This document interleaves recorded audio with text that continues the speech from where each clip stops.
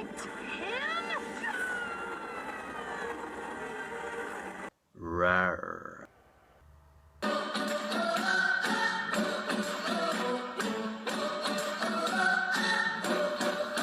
The Lion Guard, Return of the Roar, the TV movie that started off the hit TV series The Lion Guard, and this tells the story of Kiyan, Simba's son. Strange how Simba never had a son in The Lion King 2, even though this takes place around the same time as Lion King 2, before Kiara was an adult anyway. Kiyan is gifted with the Roar of the Elders, with the power of the Roar, making him the new leader of the Lion Guard, protector of the Pride Lands. And when Kiyan tries to recruit his friends, who are non-lions, oddly enough, to become the Lion Guard, Simba at first, he's not happy.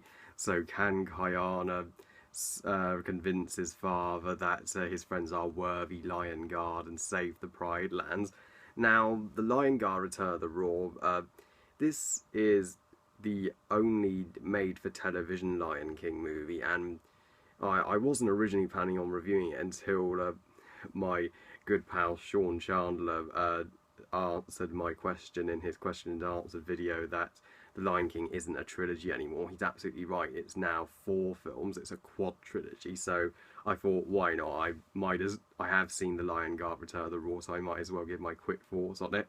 But as this movie stands, I think it is the weakest of the 4 films. Yes, even weaker than The Lion King 2, Simba's Pride, but there are still some redeeming qualities. First of all, Kiyan is a decent protagonist, even though the problem with introducing Kiyan is that it makes absolutely no sense, because we never saw Simba had a son in The Lion King 2, and since this film does take place around the events of The Lion King 2, because Kiara is still a cub in this movie, and obviously Kiyan would have been around then if he existed, so how is he not in Lion King 2? Oh, it creates this huge plot hole, but anyway, Kiyan is a decent protagonist because while Kiara is destined to be queen of the Pride Lands, he's her younger brother, so second in line for the throne, and he doesn't know what to do with his life. He just fools around with his honey badger friend Bulgur, who's a ton of fun, by the way. And what's great about Kiyan, what I applaud the writers, they actually show you what he can do instead of just telling you he's meant to be the leader of the Lion Guard. I thank God they actually show him with the power of the Roar, and they actually show him caring about his friends and caring about his parents, Simba and Nala. And while him and Kiara do argue a lot and bicker a lot as brother and sister do, they still deeply love and care about each other, kind of like Bart and Lisa, which is great. I even like all of Kiyan's friends and the members of the Lion Guard. Bulgur is great, he is so much fun and the much needed comic relief, and we have this cheetah, this hippo, and this stork. Oh, they're all great. They all feel like they come together as a family. And Scar even gets a great backstory, how he was the original leader of the Lion Guard and was born with the power of the Roar, and that's why he believed he should be king over Mufasa, since he was born with a greater power than Mufasa. That gives him a greater motivation than in the first Lion King, than just wanting to be king. And when the Lion Guard refused to help Scar overthrow Mufasa, Scar just destroyed the Lion Guard, but in doing so lost the power of the Roar completely and paid the price. That made Scar an even more of a three-dimensional and better character than he was in the original Lion King. I didn't think that was possible. And however, this film could have been so much better. I know it's a made-for-television film, but I've seen made-for-television films that have been outstanding, so there really is no excuse considering this is based on The Lion King. First of all, this movie does have the weakest animation of the quad trilogy by far. It's even a step below the animation from Lion King 2. Now, I know it's a made-for-television film, it's not going to be of cinematic quality, I don't expect it to be that high, but they could have at least tried, but don't get me wrong, it's not terrible animation, it's just okay. There's nothing really stand out about it. And I didn't mind Simba in this movie. He was alright. He's less of an asshole than he was in Lion King 2, thankfully.